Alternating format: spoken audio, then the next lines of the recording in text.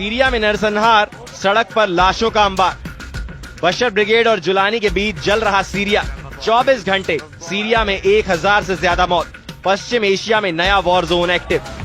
Syria में नरसंहार शुरू हो गया है। सीरिया की सड़कों पर अब लोग कम, लाशें ज्यादा मिल रही हैं। सीरिया में खून खराबे का वो दौर शुरू हो गया है जिसका डर पिछले 3 महीने से सता रहा था।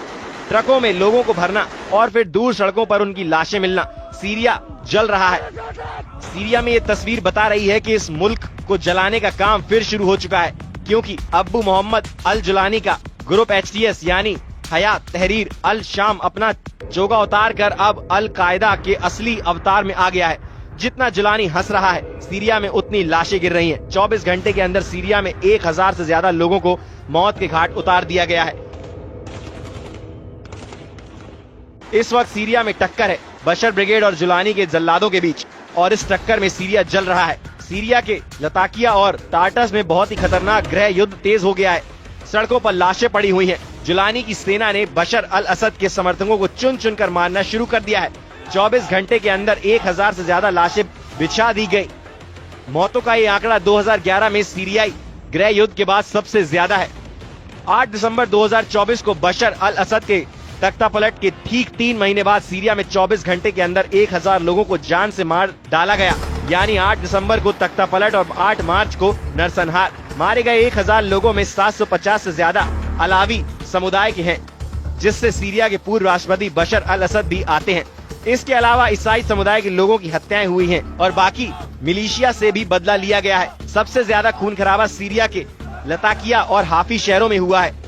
वीडियो ऐसे हैं जो विचलित कर सकते हैं। जुलानी की सेना का भी दबाव है कि बशर अल असद के समर्थकों ने उसके 200 लड़ाकों को मार गिराया है, और उसी के बाद ये खून खराबा शुरू हुआ। अब जुलानी का ऑर्डर है कि वो बशर अल असद के हर उस समर्थक को खत्म करेगा जो उससे टक्कर लेना चाहता है। जुलानी ने सड़कों पर टैंक भी उतार दिए हैं। ये लताकिया सामरिक रूप से काफी अहम है। भूमध्य सागर के किनारे ये शहर में बशर अल असद का सबसे मजबूत गढ़ माना गया है, लेकिन अब यहाँ जुलानी की हुकूमत है और उसे ही टक्कर देने की कोशिश की गई है। सीरिया में पिछले 24 घंटे में क्या हुआ और अगले 24 घंटे में क्या होने जा रहा है, डर और आशंका के बीच पूरा अरब वर्ल्ड दहला हुआ है। जो बगावत जुलानी ने की, अब वैसी ही बगावत के खतरे को देखकर जुलानी का खौफ बुलंदी पर पहुंच गया है। जुलानी को डर है कि सीरिया पर उसके कब्जे को चुनौती देने वालों को अभी नहीं निपटाया गया तो नरसंहार की बुनियाद पर खड़ी की गई उसकी सत्ता डोलने लगेगी। सवाल है कि क्या बशर ब्रिगेड और जुलानी के जल्लादों के बीच जो लड़ाई शुरू हुई है उसका कंट्रोल रूस में है, क्या उसका कंट्रोल ईरान में है, तुर्की में है, या इजराइल के साथ अमेरिका अब सीरिया को कंट्रोल कर रहा है। पश्चिमी सीरिया में समुद्र से लगे इलाकों और शहरों में अलावी मुस्लिमों की आबादी ज्यादा है। यही बशर अल असद का सबसे मजबूत गढ़ भी माना जाता है। यहीं से जुलानी को सबसे बड़ी बगावत का खतरा भी था और उसका डर सही साबित हुआ है। सीरिया में इस वक्त जुलानी का कंट्रोल है और वो बड़ा बदला लेना चाहता है। 24 घंटे में 1000 लोगों को मौत के घाट उतार दिया गया है, जिसे 2025 का सबसे बड़ा नरसंहार कहा जा रहा है।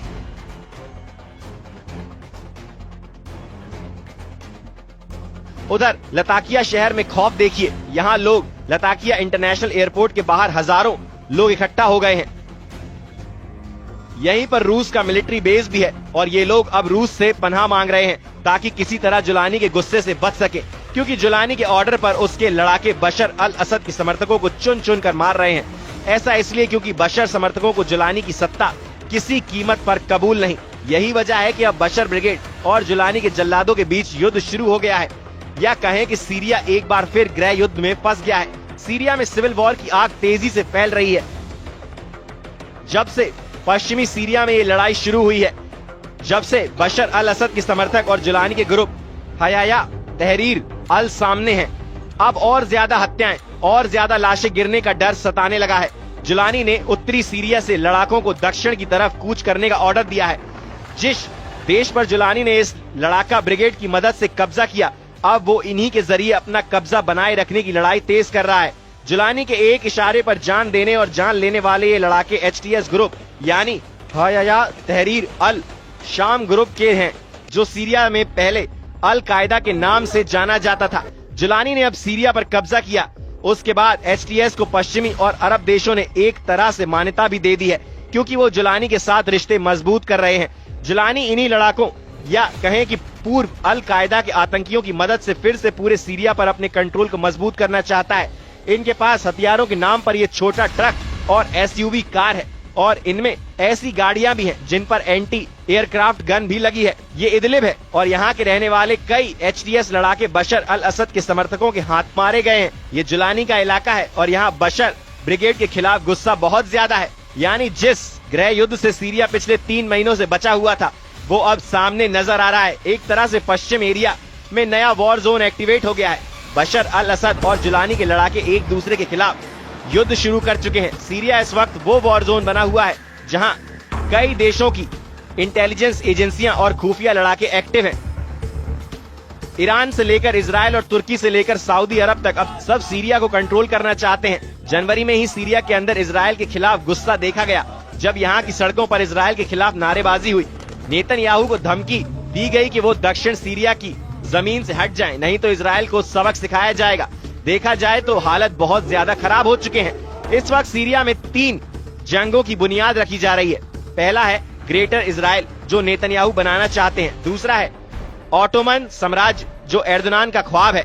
तीसरा है ग्रेटर अरब जो जुलानी का जुनून माना जा रहा है। सीरिया ऐसा वॉर जोन बन चुका है जिसमें कई देश लड़ने के लिए तैयार बैठे हैं। इस वक्त नेतन्याहू के ऑर्डर पर इजराइल की सेना ने दक्षिण सीरिया को अपने कंट्रोल में ले लिया है।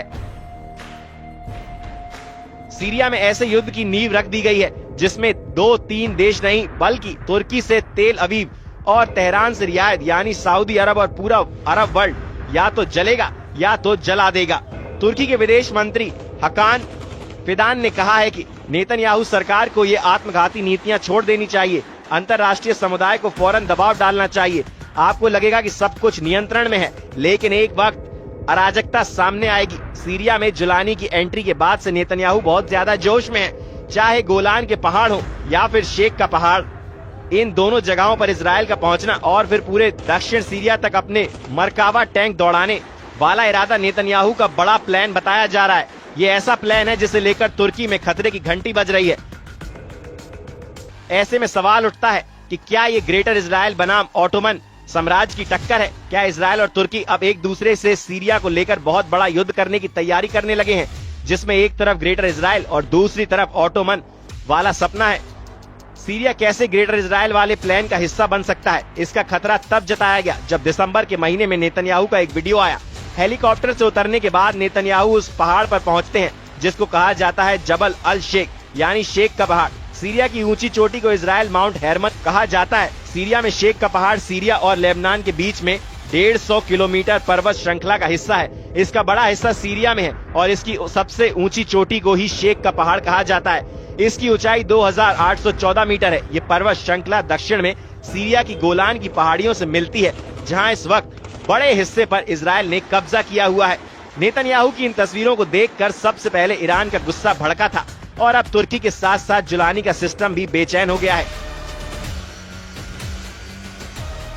वहीं एर्दोगान की बड़ी ख्वाहिश है कि अखंड तुर्की बनाया जाए, सीरिया के उन इलाकों पर कब्जा किया जाए जो ऑटोमन साम्राज्य के दौरान उसकी जद में रहे हैं। इसमें सीरिया के इदलिब, अलेप्पो, दमिश्क और रक्का जैसे शहर हैं जिन पर एर्दोगान की नजरें गड़ी हुई हैं।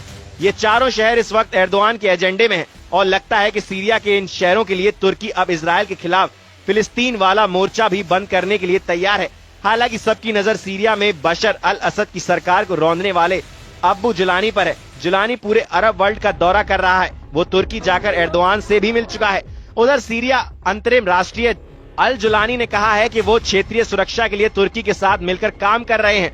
उन्होंने पूर्वोत्तर सीरिया में खतरे पर बात की है। वो चाहते हैं कि दक्षिण सीरिया से इजराइल हटे, इसके लिए अंतर्राष्ट्रीय दबाव हो और 1974 का समझौता लागू हो। बता दें कि 15 साल पहले 2011 में सीरिया में गृह युद्ध शुरू हुआ था। तभी बगदादी का आतंक संगठन ISIS ने भी सीरिया पर कब्जा करना शुरू किया। बगदादी के साथ जुलानी भी उसका कमांडर बना और फिर वो अल कायदा में शामिल हो गया। 2016 में जब सीरिया का गृह युद्ध थमा तब से जुलानी अपने संगठन HTS को मजबूत करने में लग गया। उसने अपने संगठन में अरब देशों से ही नहीं बल्कि तुर्की, चीन और मध्य एशिया से भी आतंकियों को शामिल किया। 2024 के अंत में उसके तुर्की, इजराइल और अमेरिका से मदद मिलने लगी और फिर उसने 8 दिसंबर को बशर अल असद का तख्ता पलट कर दिया। नेतन्याहू भी कह चुके हैं कि सीरिया में असद सरकार को हटाना इजराइल का मास्टर स्ट्रोक है।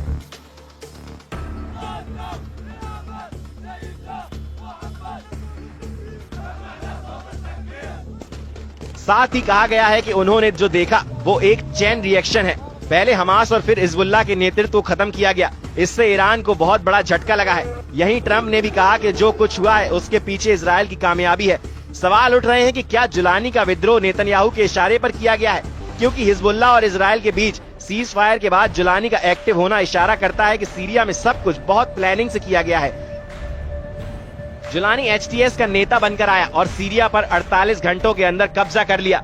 वैसे HTS सिर्फ एक नया नाम है। इससे पहले इस आतंकी गुट को नुसरा फ्रंट और जबहात अल नुसरा के नाम से जाना जाता रहा है। आतंकवादी संगठन HTS का मौजूद प्रमुख अब्बू मोहम्मद अल जुलानी IS और अल कायदा का कुख्यात आतंकी रहा है, लेकिन बाद में उसने HTS में शामिल होकर असद सरकार के खिलाफ लड़ाई शुरू कर दी। अगले 24 घंटे सीरिया के लिए बहुत अहम है। जुलानी जो फैसला लेगा उसका असर सीरिया पर ही नहीं, तुर्की और इजराइल के साथ ईरान के बड़े फैसलों पर भी पड़ेगा। सीरिया के अंदर बड़ी तबाही का खतरा है। सड़कों पर लाशें और लोगों को मौत के घाट उतारने वाले वीडियो से दहशत बहुत ज्यादा फैलती जा रही है।